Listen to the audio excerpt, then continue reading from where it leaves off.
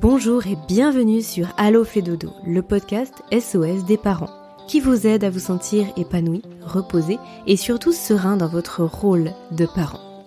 Parce que nous sommes convaincus que la famille est un tout, où chaque membre a sa place et où le mal-être de l'un impacte le bonheur commun, nous vous proposons ici une approche à 360 degrés de la famille. Nous vous parlons de votre quotidien sous tous ses angles.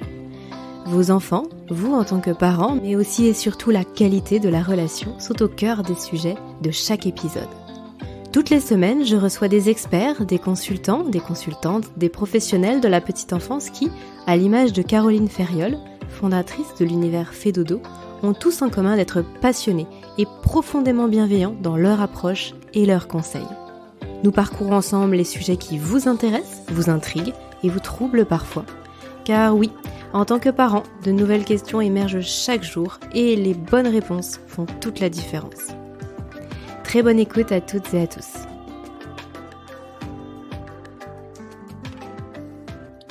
Bonjour Laurane. Bonjour Aurélie. Bienvenue à nouveau sur ce nouvel épisode d'Allo fait dodo.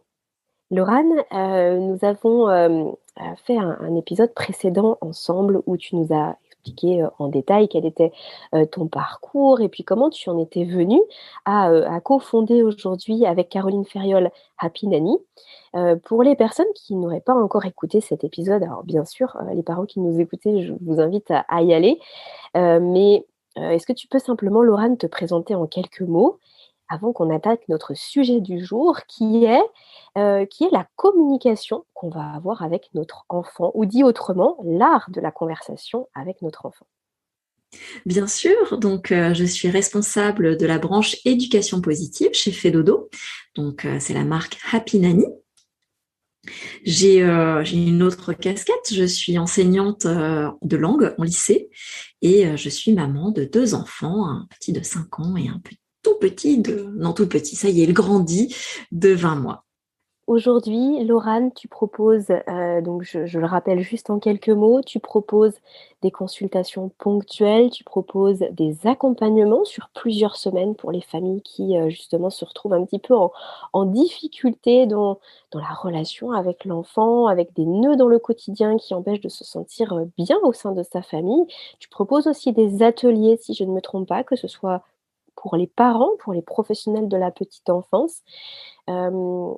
Quelque chose à rajouter par rapport à ça? Oui, je propose aussi des ateliers pour les futurs parents parce que je trouve que c'est tout aussi important de se former à son accouchement que de se préparer à ce qui va arriver ensuite et qui va durer beaucoup plus longtemps, c'est-à-dire la parentalité. Très juste. Laurane, dans le premier épisode que nous avons fait ensemble et que vraiment je vous invite à aller écouter, peut-être même avant celui-ci finalement parce que tu posais certaines bases, tu nous as défini beaucoup de choses, tu nous as défini justement ce qu'on pouvait mettre derrière ce fameux terme d'éducation positive. Tu nous as parlé aussi de la parentalité qu'on connaissait, hein, l'éducation plus traditionnelle, du pourquoi, du comment. Bref, c'est un épisode vraiment pilier par rapport à cette grande thématique de parentalité. Et puis aujourd'hui, on va aller encore un petit peu plus loin, on va parler de la communication avec nos enfants. Alors peut-être que pour commencer, tu pourrais nous dire qu'est-ce que tu entends par converser avec un enfant ou communiquer avec un enfant? Parce que l'enfant, il communique pas si tôt que ça finalement. En tout cas, il y a un certain nombre de mois et d'années où on a l'impression qu'il ne communique pas parce qu'il ne parle pas. Mais voilà, c'est ça. C'est très souvent un des malentendus entre les parents et les enfants. C'est que l'enfant va commencer à parler vers ses 2 ans, à faire des phrases, je veux dire. Mais en fait, son langage, il le prépare dès le milieu intra-utérin. Et l'enfant comprend énormément de choses. Parfois, les parents sont surpris parce qu'un enfant va reprendre un élément d'une conversation où vous êtes en train de discuter avec votre conjoint et vous parlez du programme de la journée, et puis votre enfant d'un seul coup va vous dire ah, on va chez... Enfin, avec le peu de mots qu'il a, il va vous dire mamie, alors que vous venez de dire qu'on irait chez votre belle-mère. Et vous dites, mais j'ai pas dit le mot mamie. Mais oui, mais il a compris parce que il comprend beaucoup plus de choses qu'il n'en exprime. Et donc, l'art de la conversation, c'est à la fois comment on va parler. Alors, c'est le fameux titre du livre de Faber et Maslich, Parler pour que les enfants écoutent et écouter pour que les enfants parlent, qui sont vraiment de précieux conseils pour avoir une communication efficace en famille, c'est-à-dire comment faire pour aider mon enfant à travers ses émotions, comment faire pour favoriser la coopération dans ma famille. Mais avant ça, moi, je voudrais d'abord évoquer la communication avec un nourrisson. Donc oui, c'est étonnant parce qu'un nourrisson ne parle pas, mais il écoute, il entend. Et en fait, quand on débute sa parentalité, quand on a un premier enfant, ou des fois quand on en a un deuxième et qu'on a moins le temps de s'intéresser au tout petit, on va négliger cette partie pourtant essentielle de la relation avec notre enfant. Pour donner des exemples tout simples, quand l'enfant va naître, on va lui prodiguer des premiers soins, on va changer sa couche, on va nettoyer son cordon. Et normalement, à la maternité, les professionnels sont quand même bien formés, donc ils y pensent, mais pas toujours. Et puis nous, parents, n'y pensent pas toujours. Mais c'est un moment important, c'est un moment où on peut informer l'enfant de ce qu'on va lui faire, de ce qui va se passer pour lui. Donc on peut lui expliquer, tu vois, là, je vais nettoyer ton cordon, tu vois, tu vas sentir peut-être ça va être un peu froid parce qu'il y a un petit produit. Et puis là, je vais te changer la couche, je soulève tes jambes, je mets un coton. Et tout ça, ça permet à l'enfant de comprendre ce qui se passe pour lui. Et puis, ça permet aussi aux parents de rentrer dans une relation avec son enfant, de se dire voilà, mon enfant, c'est pas une petite poupée que je manipule, c'est un être qui ressent des choses, qui vit des choses. Et c'est, je crois aussi, cette communication qu'on va avoir avec le tout petit bébé sur ses déplacements aussi. On va lui dire, tu vois, je te prends, je vais te poser sur la table allongée. Quand on va lui présenter quelqu'un, je te présente un tel, je te mets dans les bras. C'est aussi, pour moi, la première autonomie de l'enfant. C'est-à-dire que lui ne peut pas se déplacer tout seul, lui ne peut pas, il peut pas. C'est pour ça aussi que les bébés pleurent beaucoup, c'est qu'ils peuvent pas exprimer. Là, je ressens du froid, je ressens du chaud. Mais nous, en leur décrivant un petit peu ce qui se passe pour eux, ça leur permet peut-être de mieux intégrer ces choses-là. Tiens, j'ai du froid, papa me dit qu'il vient de mettre le coton avec un produit dessus. Ah, c'est pour ça. Pour moi, c'est une première forme d'autonomie. Et c'est pour ça que je conseille aux parents de ne pas téléphoner quand ils ont un bébé dans leurs bras ou quand ils ont un bébé en poussette. Parce qu'en fait, l'enfant ne peut pas distinguer si on lui parle à lui ou si on parle à quelqu'un d'autre. C'est un petit peu comme quand on est dans un train et que quelqu'un est en train de téléphoner. Je ne sais pas si ça vous agace, vous aussi. Mais il y avait une étude qui avait montré que très souvent, on est gêné par une conversation téléphonique parce que notre cerveau ne comprend pas tout de suite que la conversation ne lui est pas adressée et donc on a systématiquement envie de répondre. Et on n'arrive pas à se détacher de cette conversation-là, alors qu'on arrive plus facilement à se détacher d'une conversation entre deux personnes. Quand deux personnes discutent dans un train, si elles ne parlent pas trop fort, on peut continuer à lire. Alors que au même débit sonore, si on entend quelqu'un qui téléphone, on a du mal à continuer notre lecture. Et donc c'est pour ça que je déconseille aux parents de téléphoner quand ils sont avec un petit bébé. Et puis, j'imagine qu'au-delà des mots, la communication, ça va plus loin. C'est-à-dire qu'il y a aussi, tout ce qui est non verbal et quand nous, on parle à notre enfant, eh bien, on va avoir, le visage qui accompagne les mots, on va avoir les gestes, on va avoir certaines, attitudes, une intention aussi du coup que l'enfant peut capter et j'imagine que lui, ça lui permet de construire son monde de la communication aussi. Les mots sont une chose, mais après il y a tout ce qui va autour et j'imagine que derrière le terme conversation ou communication, il y a tout ce qui est verbal et tout ce qui est non verbal, qui Bien va suivre sûr. après, bien sûr. Bien sûr, évidemment.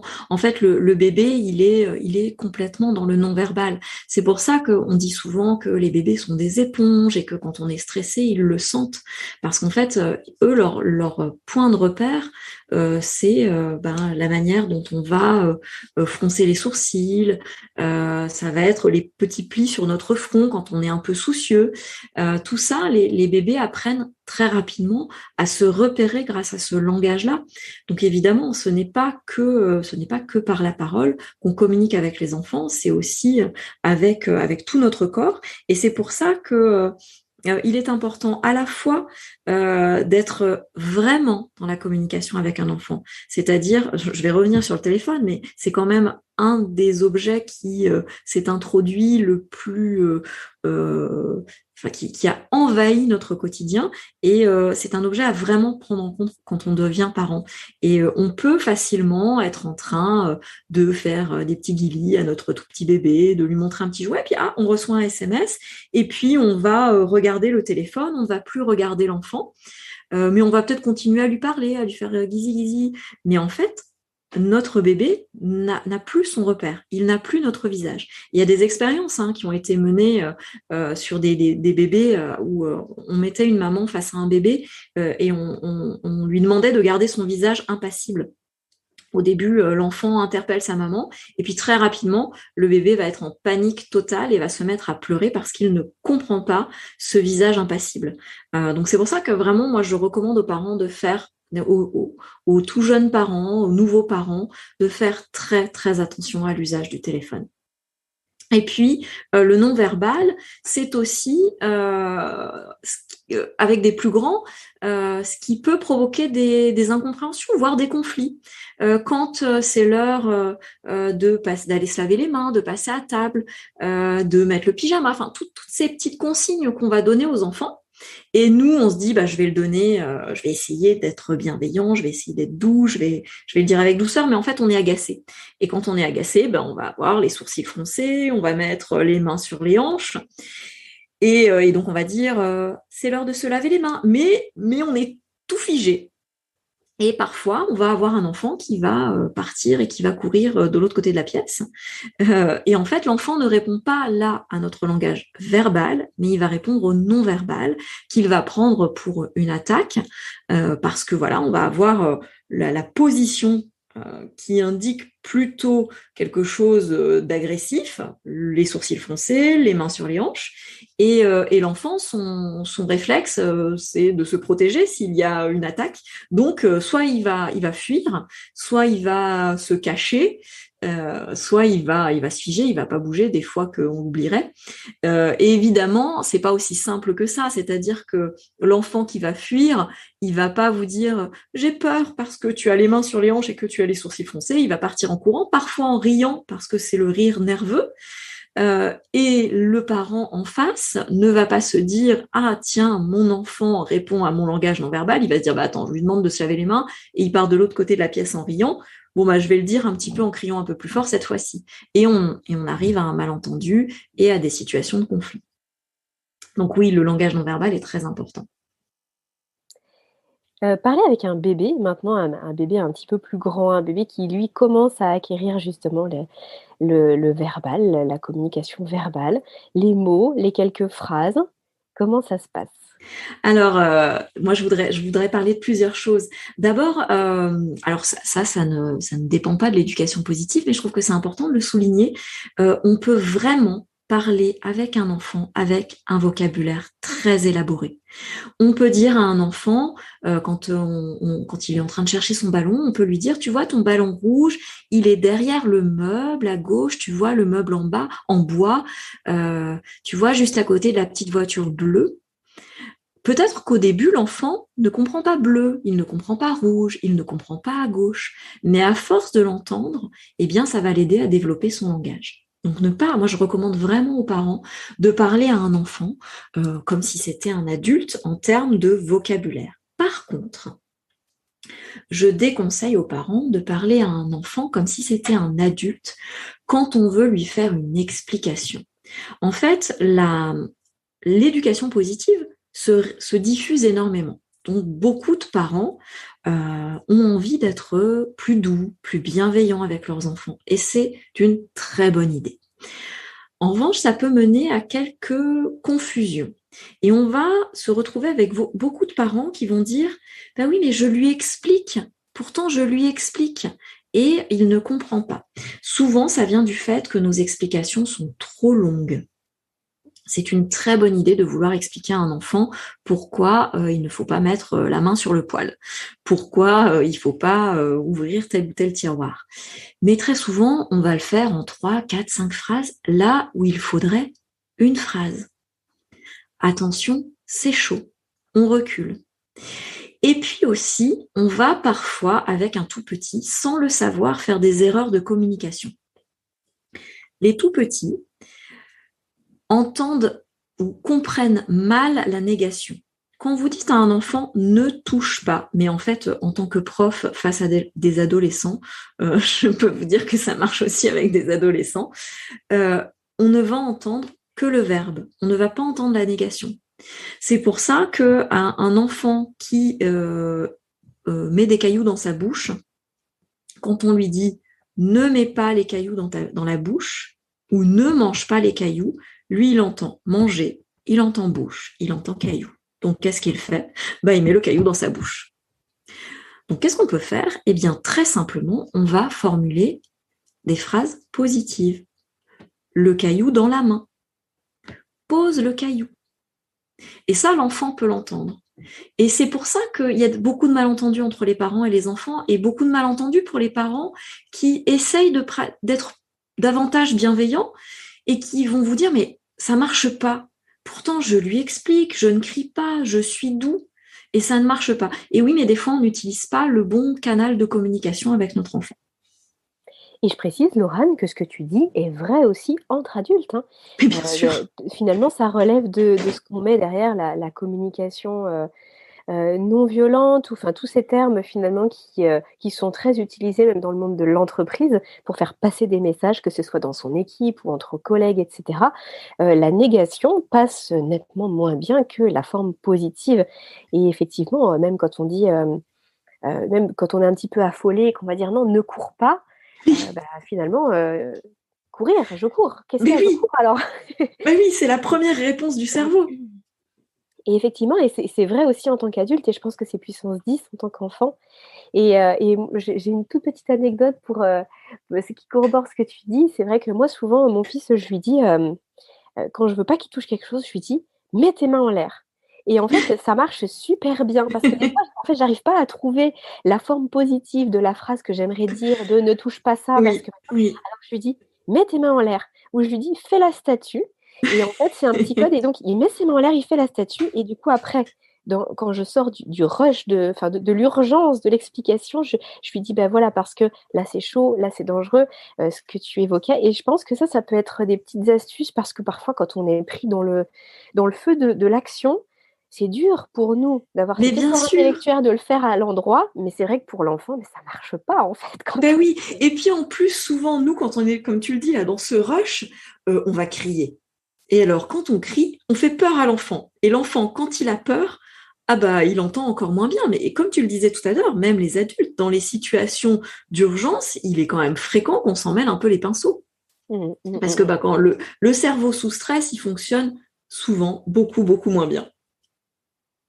Ouais, c'est le modèle archaïque, enfin le cerveau archaïque, comme on dit souvent, qui prend le relais.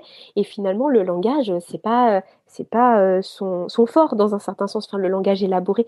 Donc lui, il va prendre que quelques mots, et puis il va en faire sa priorité. Ah oui. En fait, c'est comme un enfant quand on est dans une situation où, par exemple, il est très en colère, et de colère, il a tapé un autre enfant. Là, c'est pas le moment de la longue explication sur c'est pas bien de taper les autres enfants. Lui, il est au moment de l'incendie. Donc, il faut d'abord éteindre l'incendie. Et donc, son incendie à lui, c'est son émotion. Et donc, la parole qui sera inutile à ce moment-là sera la parole d'explication, la parole de moralisation avec de la négation. On ne tape pas les copains. Là, c'est plutôt le moment de « Oula, je vois que tu es très en colère. On va d'abord éteindre l'incendie de la colère.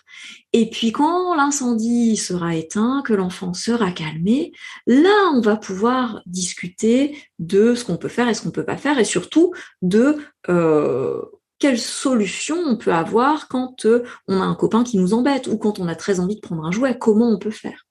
Ça, cette communication-là, elle va être efficace. Alors que la communication de l'urgence qui va être de crier et de dire ne fais pas ça, très souvent, c'est un échec. Ou alors, on a l'impression que ça marche parce que l'enfant est figé. Je reviens à mon histoire de tout à l'heure de l'enfant figé sous la peur. L'enfant ne va plus bouger, donc plus bouger, pardon. On va se dire bon bah ça a marché. Et en fait, des fois, c'est simplement parce qu'il a tellement peur qu'il ose plus bouger. Et donc ça va marcher à court terme, mais à long terme, il y a de grandes chances pour qu'il recommence, puisqu'il n'aura pas compris pourquoi il fallait pas le faire. C'est un petit peu comme une sidération, en fait, Oui, où c'est dans son ça, cerveau, ça bug d'un seul coup c'est et ça. puis après il repart. Ouais, c'est exactement ça. Avec les enfants qui grandissent, qui vont rentrer, vraiment là dans la communication avec le parent. Alors tu disais tout à l'heure, ne pas forcément faire des explications trop longues. Petite question, alors peut-être un peu spécifique, mais parce que je pense que tous les parents se confrontent à ça. L'enfant qui grandit et qui va, enchaîner à peu près 15 ou 20 pourquoi d'affilée, parce qu'il a absolument envie de tout comprendre et que finalement l'explication qu'on lui donne ne lui convient jamais. On reste sur ce conseil de pas faire des explications trop longues ou Bien alors on sûr. répond aux besoins de l'enfant en continuant l'explication Non, surtout finalement? pas. C'est quoi le Alors en besoin de fait, l'enfant derrière finalement? alors en fait, il y a un énorme malentendu sur le pourquoi. L'enfant nous demande pourquoi, nous on entend pour quelle raison. Lui il demande pourquoi faire. Pourquoi les ours ils ont des poils longs? Alors nous on est là, pour quelle raison? Bah j'en sais rien, parce que l'évolution a fait que. Non, l'enfant il veut savoir pourquoi faire. Bah, pour avoir chaud. C'est beaucoup plus rapide comme réponse. J'en conviens. Voilà, en fait, très souvent, l'enfant demande pourquoi faire et nous, on répond pour quelle raison. Et donc, il va continuer à demander puisqu'il n'a pas sa réponse. Et puis, parfois, ça devient aussi c'est une roue qui n'arrive plus à s'arrêter. Donc, on peut aussi arrêter l'enfant en lui disant, à ton avis, et toi, qu'est-ce que tu en penses? Ou on peut reporter la réponse. On va dire, ah bah, écoute, je ne sais pas maintenant, mais on ira demander à ta maîtresse, à ton maître, on se renseignera auprès de telle et telle personne. Voilà. Mais effectivement, mais observez les enfants. Quand ils vous font un pourquoi et que la réponse fait plus d'une phrase, l'enfant n'écoute plus. Il n'est plus là, il n'écoute plus. Vous verrez. Mmh. Avec les enfants un petit peu plus grands, Laurane, parce que alors, c'est vrai qu'on l'a pas précisé là dans cet échange depuis tout à l'heure, mais, toi tu vas venir dénouer les nœuds pour les tout petits, puis pour les bébés qui grandissent, mais aussi pour les enfants un petit peu plus grands, voire même jusqu'à l'adolescence. Oui, bien sûr. Est-ce que là, tu pourrais nous parler des enfants justement? On parle plus des bébés, les enfants, ils sont dans la communication verbale, il y a déjà plein de choses qu'ils ont compris, qu'ils ont, aussi, engrammées en eux. Là, comment ça se passe pour bien communiquer avec un enfant? Alors en fait, moi j'ai envie de dire que tous les mots ne se valent pas. Et que à partir du moment où l'enfant parle bien, fait de belles phrases, a l'air d'avoir compris des concepts un peu plus complexes, donc j'ai envie de dire à la fin de la maternelle, les parents ont tendance à vouloir appliquer la même communication avec un enfant qu'avec un adulte. Et certaines fois, ce sera pas efficace. C'est ce qu'on pourrait appeler des obstacles à la communication. C'est Thomas Gordon qui en parle beaucoup dans un ouvrage qui s'appelle Parents efficaces et qui propose justement plutôt que d'être dans la parole, d'être plutôt dans l'écoute. Parce qu'en fait, il explique que nos réponses qui sont assez typiques, mais qui finalement, vous allez voir quand je vais vous donner quelques exemples, ont les mêmes effets sur les adultes. Mais bon, on peut ne pas avoir pour projet de changer toute sa communication. Si jamais on a ce projet-là, la communication non violente est un projet de communication qui est absolument merveilleux. J'espère qu'un jour vous aurez quelqu'un pour vous en parler. Mais si on s'intéresse simplement aux enfants, on va avoir plein de réflexes qui sont très courants et qui vont en fait couper la communication avec l'enfant. Je vais donner un exemple. Un enfant rentre de l'école et vous dit que il s'est fait punir par la maîtresse. Notre premier réflexe va très certainement être un réflexe d'enquêteur, de lui dire ah bon, mais qu'est-ce que tu as fait? Et ce qui paraît être une question tout à fait légitime et normale, va en fait créer chez l'enfant le sentiment que si on enquête, il est forcément coupable. Donc lui, que va-t-il faire? Il va essayer de se défendre. Soit il va esquiver, et puis la conversation va s'arrêter là, et on n'en saura pas plus. Soit, d'un seul coup, il va nous parler d'un copain qui a fait un truc, et c'est pas vraiment lui. Alors qu'en fait, si et c'est ce que propose Thomas Gordon, et puis c'est ce que propose aussi Faber et Maslich. Enfin, c'est des outils qui sont répandus en éducation positive. Si en fait on propose plutôt une écoute à l'enfant, c'est-à-dire ah bon, la maîtresse t'a puni, tu as envie de m'en dire plus.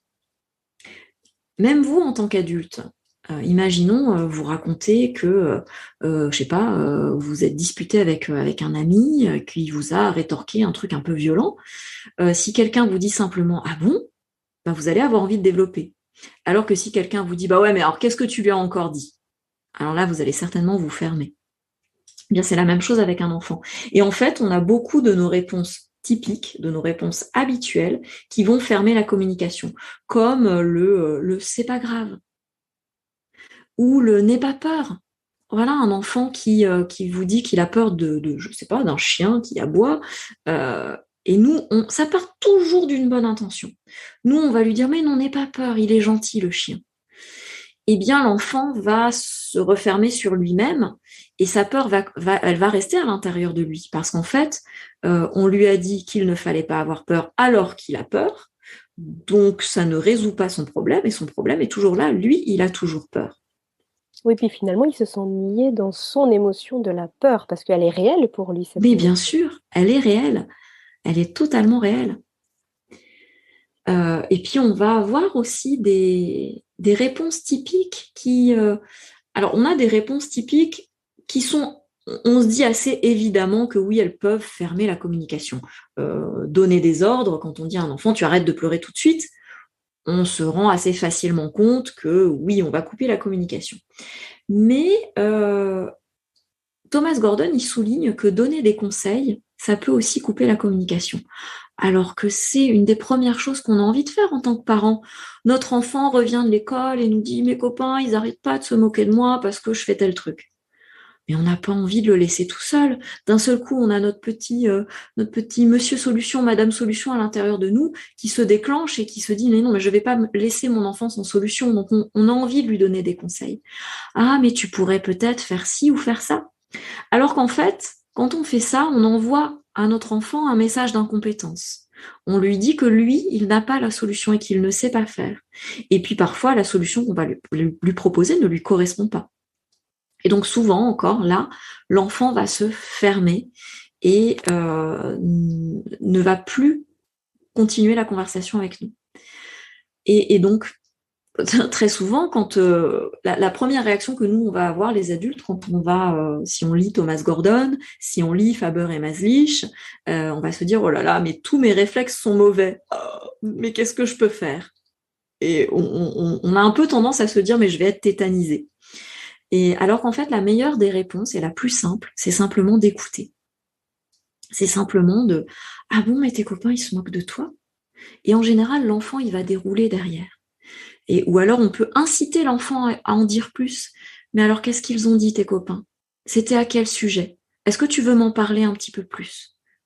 Et simplement en rebondissant dans la conversation, eh bien on va inciter l'enfant à aller plus loin et à nous en dire plus. Alors évidemment dit comme ça a l'air soit très difficile, soit très facile. Oh bah oui, il suffit de faire ça. J'encourage vraiment les parents que ça interpellerait à aller lire Thomas Gordon, lire Faber et Maslich, ou alors faire une formation avec Laurane de Happy Nanny pour découvrir vraiment les subtilités de cette technique d'écoute qui s'appelle l'écoute active. L'écoute active, donc, c'est un facilitateur de communication, finalement, en opposition à ce que tu nous disais au niveau des différents obstacles à la communication. Oui.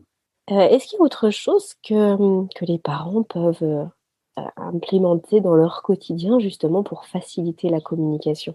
Oui, je pense qu'un des outils les plus les plus utiles et je trouve le plus pacificateur dans la relation avec un enfant, c'est l'accueil des émotions. Alors ça ressemble en fait un petit peu à l'écoute active, hein, mais c'est l'idée que voilà, quand un enfant va vous dire ou va exprimer une émotion, un enfant qui va de rage jeter son cartable, qui va renverser une chaise parce qu'il est en colère, on aurait tendance à lui dire tout de suite, eh attention, non mais ne lance pas ton truc comme ça, alors qu'en fait, on aurait beaucoup plus intérêt à lui dire, oula, j'ai l'impression que tu es très en colère, toi. Oula, t'as l'air tellement en colère que t'as envie de tout balancer.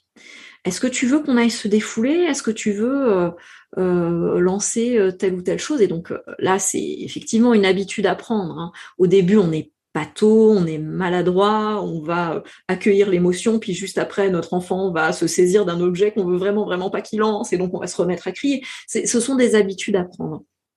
Mais quand on a ces habitudes-là, on va avoir le réflexe et notre enfant va prendre l'habitude et va lui aussi, plus on va écouter ses émotions, plus on va mettre des mots sur ses émotions. Alors là, tu voulais qu'on parle des enfants plus grands, mais moi je voudrais revenir un tout petit peu en arrière et parler des enfants plus petits. Pour moi, le langage des émotions, c'est comme une seconde langue et c'est quelque chose qu'on débute voilà, dès la toute petite enfance, dès l'âge des bébés, où on va commencer à dire des mots, tu as l'air triste, tu as l'air en colère, là tu ressens de la frustration. Le bébé qui crie parce qu'il ne peut pas avoir l'objet qu'il veut, c'est important, je pense, de lui dire à ce moment-là, là tu vois, tu ressens de la frustration, tu voudrais prendre cet objet et tu ne peux pas. Ou alors là tu es en colère parce que ta grande sœur, ton grand frère a pris ton jouet. Tu es triste, tu as peur. En fait, de développer ce langage-là, ça va permettre à l'enfant, plus il va grandir, plus il va être capable de reconnaître en lui-même et de dire ah oui, là je suis en colère. Et donc donc c'est deux mouvements à développer. C'est développer le je reconnais mes émotions et c'est je fais quelque chose de mes émotions. Parce que reconnaître, c'est une chose. On peut toute sa vie reconnaître qu'on est en colère et toute sa vie, quand on est en colère, retourner la maison ou taper sur les autres. Donc le deuxième mouvement, c'est apprendre à exprimer ses émotions d'une manière qui ne soit pas néfaste pour les autres. Moi, j'aime bien dire l'expression sans dommages collatéraux. C'est-à-dire, oui, quand je suis en colère, j'ai un mouvement qui fait que j'ai envie de taper. Alors, plutôt que de taper, ça veut dire que j'ai besoin de bouger. Donc, peut-être que je vais sauter sur place.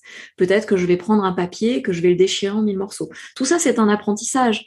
C'est pas la première fois que vous allez proposer à votre enfant de sauter sur place plutôt que de taper. Certainement, il va continuer à taper parce que il sait pas faire. Il n'a pas encore appris. Mais plus vous allez lui proposer, plus ça va devenir un automatisme chez lui et plus en grandissant, il va avoir ce double mouvement. Ah, tiens, je reconnais que là j'ai de la colère en moi. Quand je suis en colère, je peux faire telle chose. Et j'ai envie de dire que ça, nombre d'adultes ont besoin de refaire cet apprentissage maintenant, enfin de le faire tout simplement parce qu'ils ne l'ont jamais appris. Ils ont plutôt appris à mettre un chapeau, mettre un couvercle sur leur colère, et puis ils vont exploser un peu plus tard. Ou alors ils ont appris que quand on est en colère, on peut crier sur les autres, on peut taper sur les autres, et c'est un désapprentissage qu'il faut faire. Laurane, par rapport à ce que tu es en train de nous dire, je me mets à la place de tous les parents qui nous écoutent en ce moment, et moi la première bien sûr. On se dit il y a plein d'exemples finalement qui nous viennent en tête et on se dit: «Ah oui, mais alors là, dans cette situation-là, j'aurais dû faire ci, j'aurais dû dire ça. Je me rends compte que là, j'ai été maladroite. Ah bah, je comprends pourquoi mon enfant, il a réagi comme ça parce que moi, là, j'ai dit ci, j'ai dit ça». En fait, ça peut être extrêmement culpabilisant. Et oui, la fameuse culpabilité parentale. Moi, je dis tout le temps aux parents, les enfants vont nous donner 1000 occasions d'essayer. Sur ces 1000 occasions, il y en a 500 où on va se tromper et 500 où on va plutôt bien faire. Et c'est pas grave. En fait, on ne demande, arrêtons d'avoir cette exigence d'être parfait parce que ça, c'est épuisant et c'est contre-productif. L'idée d'apprendre une nouvelle communication, c'est pour tendre vers un idéal. C'est parce qu'on a un objectif de mieux communiquer. Mais il est évident surtout si c'est pas du tout naturel chez nous, que ça va être difficile et qu'il va donc y avoir beaucoup d'erreurs sur le chemin. Mais si on se réfère à une des valeurs principales de l'éducation positive, qui est justement d'apprendre la valeur essentielle de l'erreur, eh bien, il faut se l'appliquer à soi-même et se dire, OK, je me suis trompée, je n'aurais pas dû faire comme ça, mais c'est pas grave. Ça me permet de me dire que la prochaine fois, je ferai mieux et la fois d'après encore mieux. Et ça veut dire aussi qu'on peut très bien dire à un enfant, donc imaginons la situation, je sais pas, c'est le matin, on a dit une fois, deux fois, trois fois à notre enfant que c'est le moment de se préparer.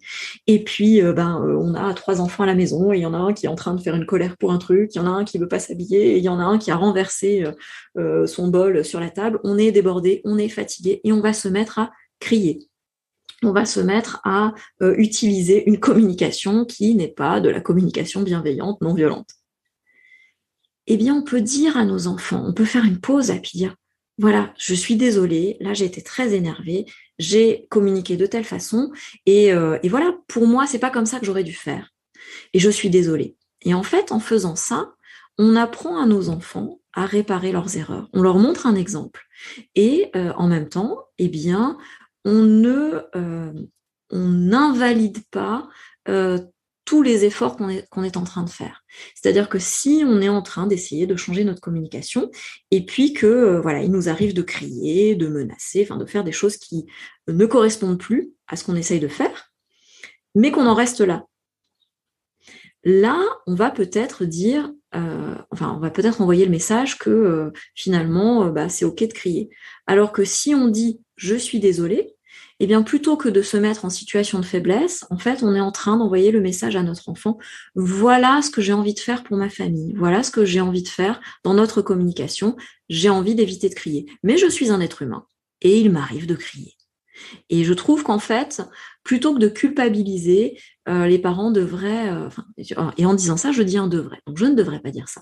Mais je conseille aux parents, plutôt que de culpabiliser, de vraiment à chaque fois prendre du recul et de se rappeler qu'ils sont des êtres humains et qu'on ne peut pas être parfait. Et j'aime beaucoup la petite expression de Jane Nelson, qui a écrit un ouvrage que moi j'aime beaucoup, qui s'appelle Discipline positive. Et elle dit qu'il faut essayer de voir chaque erreur comme une opportunité d'apprentissage. Elle parle des enfants, mais je trouve qu'en fait, ça parle de tout le monde et ça parle aussi des adultes et des parents. Mmh. Oui, il y a un proverbe que j'aime beaucoup, enfin un proverbe, une citation que j'aime beaucoup et qui dit: «J'ai tellement appris de mes erreurs jusqu'à maintenant que j'espère me tromper encore beaucoup». Et Bien je trouve sûr, ça assez chouette, effectivement, c'est ça très s'applique beau. pour les enfants et ça s'applique à nous dans la vie de tous les jours. Et il y a quelque chose que j'aimerais bien, rajouter aussi, Lorane, en complément de ce que tu viens de dire, c'est l'émotion, quand nos enfants sont là. Alors là, tu donnais l'exemple de s'énerver, par exemple, contre ses enfants, mais ça peut être aussi de s'énerver contre toute autre chose et des fois, on se dit: «Non, je veux pas m'énerver, parce que mes enfants sont à côté et tout», mais en fin de compte, je pense que c'est plutôt sain que les enfants nous voient nous énerver et nous Bien voient nous sûr. calmer aussi et en plus, je trouve que parfois leur réaction, elle est assez surprenante. Moi, à plusieurs reprises, quand je me suis énervée pour quelque chose qui était vraiment décorrélé de mon petit garçon et je l'ai vu venir me voir et me dire, «Maman, tu es en colère, est-ce que tu veux taper des pieds?» Oh, Et en génial. fait, j'ai je trouvais que c'était extraordinaire et puis quand il revient me voir une minute après, puis qu'il me dit: «Tu es contente maintenant maman, ça va mieux?» Enfin, je trouve qu'en fait, ça reflète bien, lui aussi, l'analyse qu'il fait de la situation des émotions et on peut vraiment imaginer que pour lui, finalement, il y a plein de choses qui se mettent en place, de façon inconsciente, bien sûr. Mais bien sûr. Mais en fait, c'est un des gros malentendus sur l'éducation positive. L'éducation positive, le premier malentendu, c'est on a peur que ce soit du laxisme. Et le deuxième, c'est on n'a pas le droit de s'énerver. Dans l'éducation positive, c'est le monde des bisounours, personne ne s'énerve. Pas du tout, bien au contraire. En fait, c'est simplement qu'on va, on va essayer d'exprimer nos émotions sans dommages collatéraux. Et justement, c'est extrêmement intéressant pour un enfant de voir son parent qui s'énerve et qui cherche une stratégie d'expression de sa colère. je vais essayer de souffler, je vais essayer de taper des pieds, je vais crier contre personne, mais je vais crier, je vais prendre une boîte à cris et je vais crier dedans. Et en fait, moi, souvent, quand les parents me contactent pour des problèmes de colère de leurs enfants et comment faire pour gérer la colère, les parents souvent vont décider eux aussi d'apprendre à exprimer leur colère différemment. Et c'est pour ça que je leur dis toujours, mais finalement, ce serait presque bien, j'exagère un peu, mais que vous ayez des colères, parce que c'est vous qui allez montrer l'exemple à votre enfant. C'est vous qui allez montrer que plutôt que de taper quelqu'un, plutôt que de crier sur quelqu'un, plutôt que de renverser la chaise du salon, vous allez sauter sur place, vous allez sortir crier sur votre terrasse, vous allez tordre un objet. Enfin, voilà toutes ces stratégies qui permettent d'évacuer la colère sans faire de mal à personne. Mmh. Laura, il y a une question qui me taraude là depuis, qu'on échange. C'est aussi en lien avec le premier épisode qu'on a enregistré tous Mmh. les 2. À savoir que tu nous disais, et je crois que c'était justement dans l'épisode précédent où tu nous disais, grâce à l'éducation positive, moi j'espère que pour mon enfant ce sera comme ça plus tard. Mmh. Là, tout ce que tu nous dis aussi par rapport à l'expression, la reconnaissance de ses émotions et leur expression, la communication qu'on a avec leur enfant et ce qu'on essaye de leur transmettre pour qu'eux soient aussi dans la communication avec autrui, c'est finalement des choses qu'on espère pour eux lorsqu'ils vont grandir et les répercussions qu'on espère que ça aura à l'âge adulte. Hem, Est-ce que tu peux nous en dire un petit peu plus par rapport à ça? Est-ce qu'on peut se dire: «Bah, si je fais ça aujourd'hui, mon enfant, du coup, je suis vraiment sereine, il sera comme ça demain». On entend vraiment beaucoup de choses aujourd'hui, même dans certains livres que tu as cités, c'est abordé aussi, mais on entend beaucoup de choses aujourd'hui sur les neurosciences, sur la façon dont ça se passe dans le cerveau de l'enfant, de l'adulte et cetera. Heu, Quelle approche toi tu as par rapport à ça? Alors moi, j'aime pas trop avoir de certitude. J'aime pas trop dire. Enfin, j'ai bien aimé. Tu as dit si je fais comme ça, ce sera comme ça pour mon enfant plus tard. Pour moi, la vie avec un enfant, c'est pas une autoroute. On prend un péage, on va tout droit, puis on arrive à destination. C'est un chemin. Il y a des bosses, il y a des virages, il y a des virages très serrés en épingle. On n'est pas seul à éduquer notre enfant. Notre enfant, c'est aussi ses rencontres, c'est aussi l'école, c'est aussi les événements de notre vie qui vont le façonner. Donc, on n'a aucune garantie. C'est pas parce que je communique comme ça avec mon enfant, c'est pas parce que j'utilise tous les outils d'éducation bienveillante que mon enfant sera exactement comme j'ai prévu qu'il soit à l'arrivée à l'âge adulte. Je pense que c'est absolument impossible de prévoir ça. Mais pour moi, c'est plus de l'ordre de l'espoir et des valeurs que je veux transmettre. Et en tout cas, on arrive à le constater à court terme. C'est-à-dire que, je vais prendre un exemple très très simple d'un enfant qui se fait mal. Très souvent, le réflexe des parents, c'est de dire c'est pas grave, ça va aller. L'enfant tombe et puis on lui dit ça. Et très souvent, ces enfants-là, les parents, quand eux-mêmes se font mal, disent aïe, les enfants ont le réflexe de dire c'est pas grave, ça va aller. Et très souvent, c'est là où le parent se rend compte qu'en fait, c'est pas très agréable quand on nous dit ça. En fait, quand on se fait mal, on a plutôt envie d'entendre est-ce que ça va? Tu as eu mal ou tu as eu peur? Et quand les parents vont changer de communication et quand ils vont se mettre à communiquer comme ça avec leur enfant, donc l'enfant tombe et on lui demande est-ce que ça va? Est-ce que tu as eu peur? Eh bien, très rapidement, en quelques semaines, on voit l'enfant qui va changer sa communication et qui va se mettre à communiquer de la même manière. Et donc, à court terme, on arrive à voir beaucoup de choses. Et pour le long terme, évidemment que c'est un espoir. Et moi, il me semble logique que plus un enfant aura été éduqué dans une communication non violente, plus il aura été éduqué à rechercher des solutions quand il est dans un conflit, plutôt que de s'imposer, plutôt que de taper, évidemment que j'espère qu'il va devenir un adolescent qui aura ces réflexes-là et un adulte qui aura ces réflexes-là. Tu as utilisé le mot engrammé tout à l'heure. Voilà, j'ai l'espoir que ce sera engrammé dans son fonctionnement.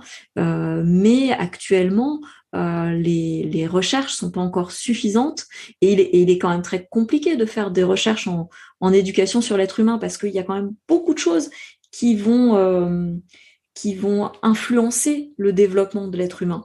Donc, est-ce qu'on est sûr que c'est la manière de communiquer qui va faire qu'il va devenir un adulte comme ci ou comme ça, ou est-ce que c'est les rencontres, ou est-ce que c'est son milieu social, ou est-ce que c'est ses rapports à l'école. Donc moi, plutôt que de dire je vous garantis que, j'aime plutôt dire que j'ai envie d'être alignée avec mes valeurs dans l'éducation que je donne avec mes enfants. C'est-à-dire que moi, dans ma communication avec les adultes, j'essaye de ne pas être dans la violence. J'essaye, quand une amie vient me parler d'un problème, j'essaye d'accueillir.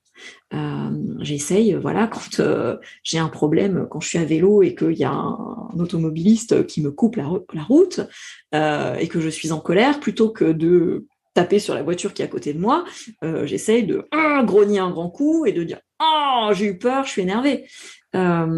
Et donc, j'ai envie d'être alignée avec ça dans la manière dont j'élève mes enfants. Voilà, donc j'aurais envie que les adultes, les parents qui nous écoutent, j'aurais plus envie de leur dire ça, de leur dire est-ce que vous avez envie d'être aligné avec vos valeurs, plutôt que je vous garantis que si vous faites ça, ce sera exactement comme ça que ça va se passer. Merci Laurane. Est-ce que tu avais envie de rajouter quelque chose par rapport à cette thématique de la communication, de la conversation avec les enfants? On arrive tout doucement à la fin de cet épisode. Oui, alors là, j'aurais envie de parler d'un truc un peu plus du type astuce. En fait, je trouve que quand on a des conversations avec nos tout petits, parfois ça peut vraiment dénouer des petits nœuds tout simples du quotidien. Alors les parents souvent connaissent bien la technique du détournement, c'est-à-dire un enfant qui va vouloir aller mettre les doigts dans une prise, on va lui proposer «Oh regarde, t'as vu là-bas, il se passe telle chose, oh un papillon», et ça marche très très bien. Ça on sait qu'avec les tout petits ça marche très très bien.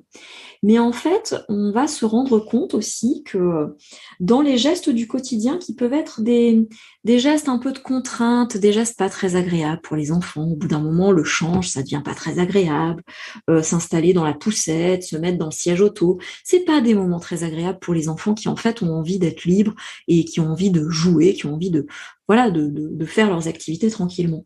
Eh bien, en fait, on peut aussi dans ces moments-là avoir une conversation intéressante avec notre enfant plutôt que d'être dans le sérieux de la chose. Dans le allez, on va monter dans la voiture, là je vais t'attacher, ou dans le allez, on va changer la couche, alors attends, j'enlève la couche. Nous, très souvent, on est trop sérieux, les adultes. Alors que si à ce moment-là, on entame une conversation, et je parle vraiment, ça peut être avec des tout petits, hein, si on a une conversation sur la journée, alors aujourd'hui on a fait ça, ou alors une conversation sur quelque chose que les enfants aiment bien. Ah, tu as vu dehors, il y avait un chien, tu crois qu'il est où maintenant le chien? Et puis avec quoi il peut jouer le chien? Enfin, voilà, on peut avoir des conversations sur un sujet qui intéresse les enfants évidemment, et ça va rendre le moment qui est pas très agréable, beaucoup plus agréable. L'enfant qu'on va mettre dans la poussette pour aller au parc, plutôt que de lui dire tiens, on va aller dans la poussette, lui, ça l'intéresse pas du tout d'aller dans la poussette. Si on lui parlait plutôt d'aller au parc, donc tiens, allez, on s'installe, on va aller au parc, et plutôt qu'on lui parle même pas de la poussette, on l'installe et on parle de tiens, au parc, tu voudras faire quoi? Toi, tu voudras faire du toboggan?